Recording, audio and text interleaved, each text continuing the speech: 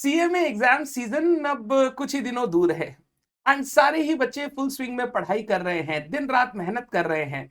मैं भी CMA institute की वेबसाइट चेक कर रहा था प्रैक्टिस पेपर एमटीपीस को लेकर कि कुछ नया आया है क्या, देखते हैं किस तरीके से कुछ इंस्टीट्यूट नया क्वेश्चन दे रहा है वगैरह वगैरह।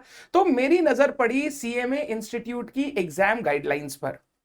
उन्होंने अपनी वेबसाइट में एक सेक्शन बना रखा है जहां पर वो बच्चों को गाइडेंस दे रहे हैं, डायरेक्शंस दे रहे हैं, गाइडलाइंस दे रहे हैं कि एग्जाम एक बच्चे को किस तरीके से देना चाहिए। एंड जब मैं उन गाइडलाइंस को पढ़ना शुरू किया तो मैं एक के बाद एक के बाद एक सारे पॉइंट पढ़ता चला गया, क्योंकि मैं ये देख रहा था कि सीएमए इंस्टीट्यूट कितनी कंसर्न है कि अपने बच्चों के एग्जामिनेशन अच्छे कैसे हो सकते हैं, किस तरीके से बच्चे एग्जाम के टाइम मोटिवेटेड रहकर अच्छी तरीके से एग्जाम दे सकते हैं। उन्हें इस बात का ख्याल रख के एक एक पॉइंट कवर किया है एंड मुझे वो इतनी अच्छी लगी। मुझे लगा हर बच्चे के साथ मुझे ये शेयर करना चाहिए जो अपना CMA inter CMA final examinations लिखने के लिए अब बैठने वाला है।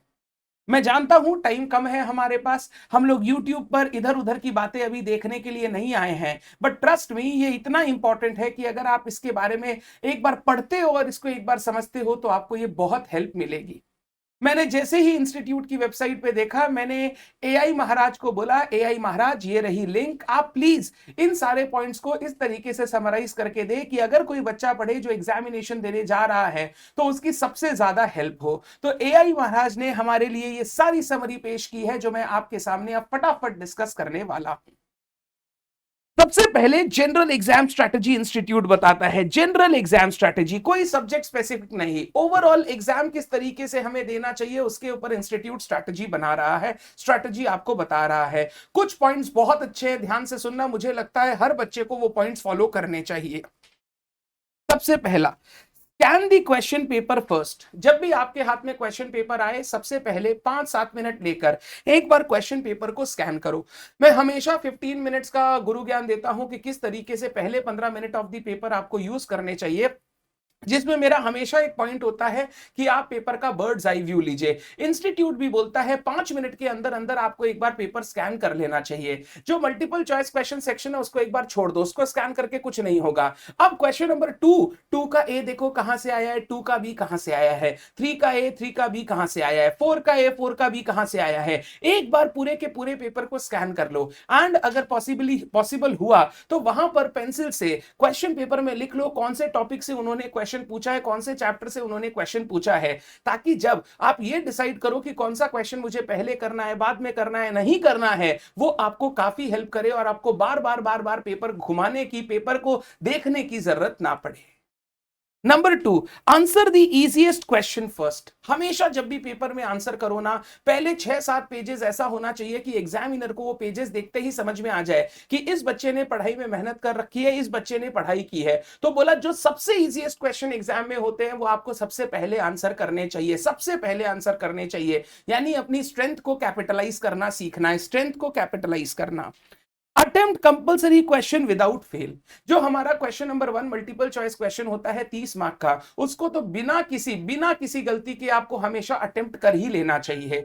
शुरू में अटेम्प्ट करना जरूरी नहीं है, आप करना चाहो तो कर सकते हो, बट एकदम लास्ट के लिए उनको नहीं छोड़ना चाहिए। आपको या तो शुरू में या एग्जाम पेपर के बीच में जब भी आपको टाइम मिले फटाफट सारे एमसीक्यू सॉल्व करके ओएमआर में जो आपको टिक करना है वो सारे टिक कर देने चाहिए। बहुत बच्चे एमसीक्यू पेपर में तो टिक कर लेते हैं, ओएमआर में शीट में टिक करना भूल जाते हैं। प्लीज ओएमआर शीट में टिक करना मत भूलना। जैसे जैसे एमसीक्यू सॉल्व होते जाए फटाफट ओएमआर में गोला भरते जाना, ताकि आप रेस्ट अश्योर्ड हो जाए कि ये 30 मार्क्स जो कंपलसरी है वो तो मैंने अच्छी तरीके से कर लिए।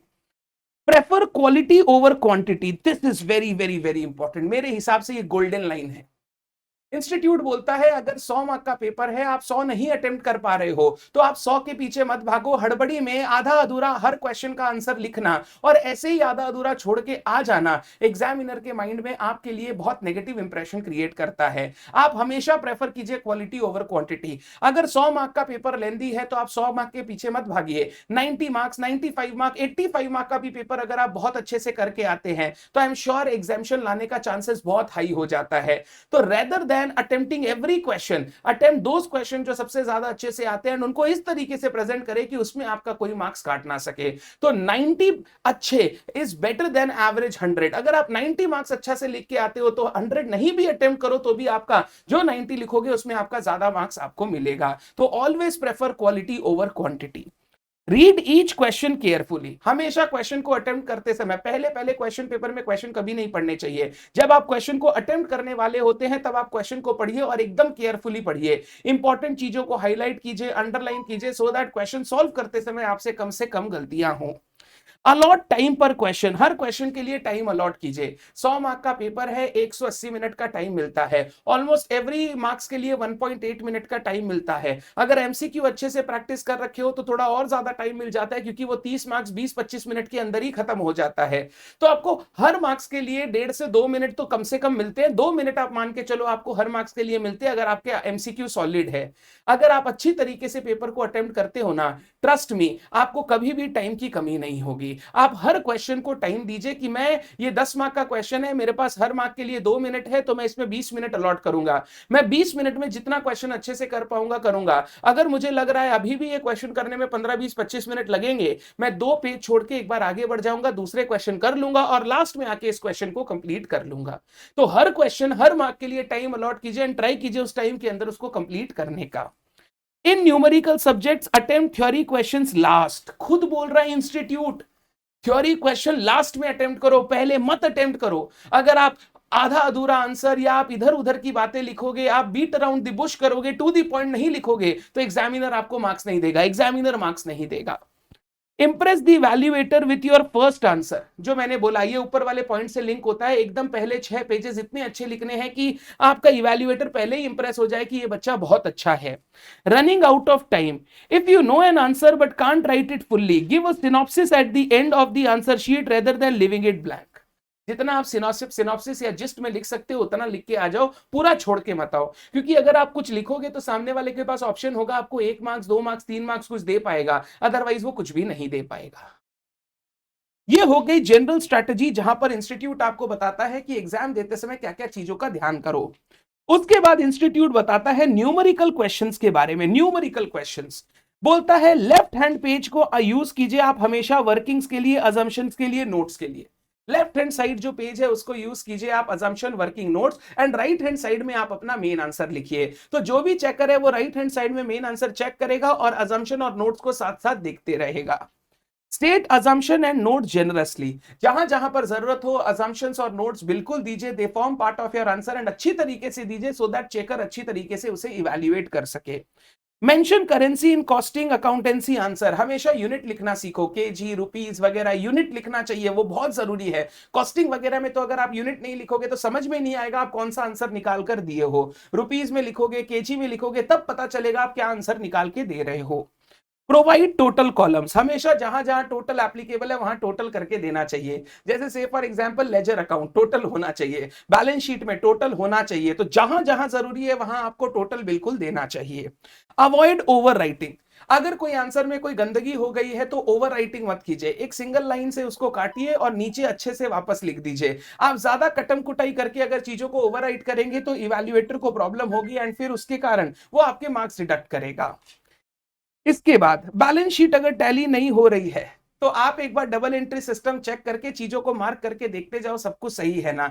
हम लोग जो करते हैं ना कि बैलेंस शीट टैली नहीं हो रहा है तो एक साइड काम कर, लाइबिलिटी साइड का जो टोटल आ रहा है एसेट में भी वही लिख दे, भले ही टैली नहीं हो रहा है छोड़ दे, टेंशन मत ले, ये वाला काम मत करना। इंस्टीट्यूट बोल रहा है never try to deceive the valuator in any subject, कभी भी इवैल्यूएटर को डिसीव मत कीजिएगा, वो स्मार्ट है, वो पढ़ के आए हैं, वो जानते हैं। अगर आप ऐसे डिसीव करोगे तो फिर उसका गंदा इंप्रेशन पड़ेगा, वो फिर आपके पेपर में अच्छे से मार्किंग नहीं करेगा। तो प्लीज कभी भी उनको डिसीव ना करें। वेरीफाई विद कंट्रोल फिगर्स, अगर आप रिकंसिलिएशंस वगैरह कर रहे हो तो आप वेरिफिकेशन कर सकते हो जीपी वगैरह का, वो वेरीफाई करने की कोशिश करो। Apply the rounding off correctly, rounding off का रूल है 0.5 या उससे ज्यादा है तो नेक्स्ट में राउंडिंग ऑफ, 0.5 से नीचे है तो पूरा पुराने में राउंडिंग ऑफ। तो राउंडिंग ऑफ का थोड़ा सा रूल करेक्टली अप्लाई कीजिए। 0.5 या उससे ऊपर है तो नेक्स्ट में राउंडिंग ऑफ, 0.5 से नीचे है तो लास्ट वाला राउंडिंग ऑफ, पीछे वाला राउंडिंग ऑफ, ये ध्यान से कीजिएगा। Answering theory question, theory question में बहुत इंपॉर्टेंट बातें हैं जो मैं चाहता हूं हर बच्चा ध्यान रखे। Be concise and to the point, इधर उधर की बातें ना करे, जो पूछा गया है सिर्फ उसका आंसर दे, आपको पूरे मार्क्स दिए जाएंगे, भला ही आंसर छोटा हो।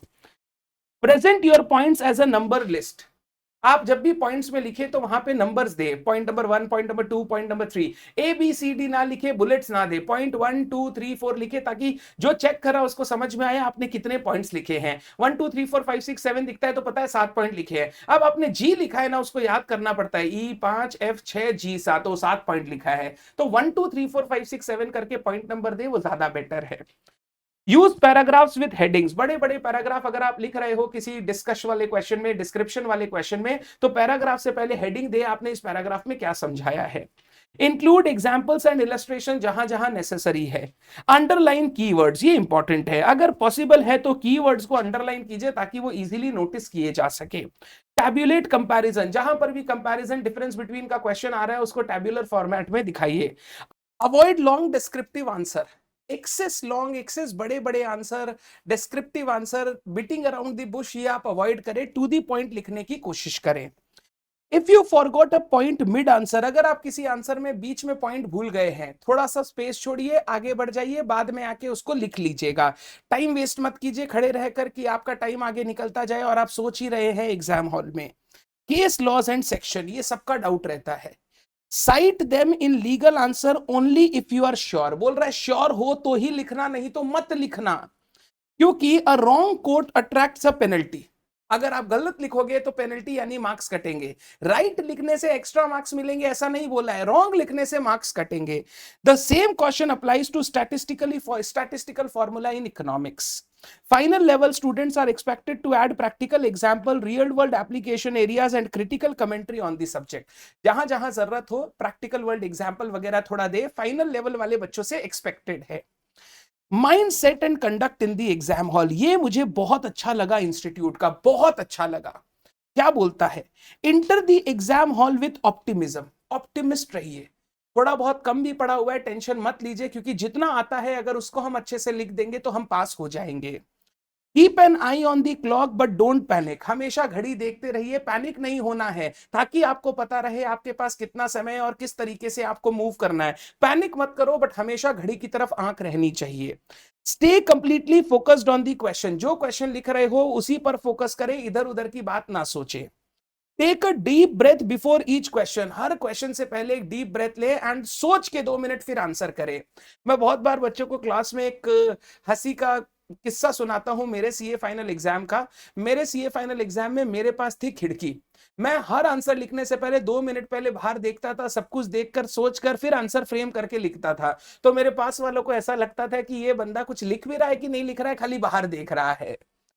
Never give up mid exam, कभी भी एग्जाम के बीच में गिव अप ना करें। जितना आपको आता है, जितना आप कर सकते हैं उतना पूरा कीजिए, क्योंकि एग्जाम नहीं देंगे तो ऐसे भी आप अनसक्सेसफुल हो जाएंगे। अगर देंगे तो देयर विल बी चांसेस कि पेपर थोड़ा ठीक आ गया तो आप सक्सेसफुल भी हो सकते हैं। Do not write personal messages to the examiner, ये काम कभी भी ना करें। Reserve the last 5 to 10 minutes for revision, revision के लिए लास्ट 5 से 10 मिनट आप अपने लिए छोड़ें। ये इंस्टीट्यूट गाइडलाइन देता है पूरे के पूरे एग्जामिनेशन के लिए, जो हर एक सीएमए स्टूडेंट के लिए बहुत बहुत बहुत इंपॉर्टेंट है। आई होप आप इन सारी गाइडलाइन जो इंस्टीट्यूट ने आपको दी है उसको फॉलो करेंगे एंड आपके एग्जाम्स बहुत अच्छे जाएंगे। All the best to all of you, stay tuned with the channel, क्योंकि अभी एग्जाम के सीजन में बहुत सारे वीडियोस आने वाले हैं, बहुत सारा कंटेंट आने वाला है जो आपके एग्जाम के लिए बहुत इंपॉर्टेंट रहेगा। Thank you so much, all my best wishes to all of you. ये पीडीएफ में वीडियो के नीचे लिंक कर देता हूं, किसी को भी चाहिए तो ये देखकर अपना एग्जामिनेशन से पहले अपना कॉन्फिडेंस बूस्ट अप कर सकता है। Bye bye everyone, thank you so much.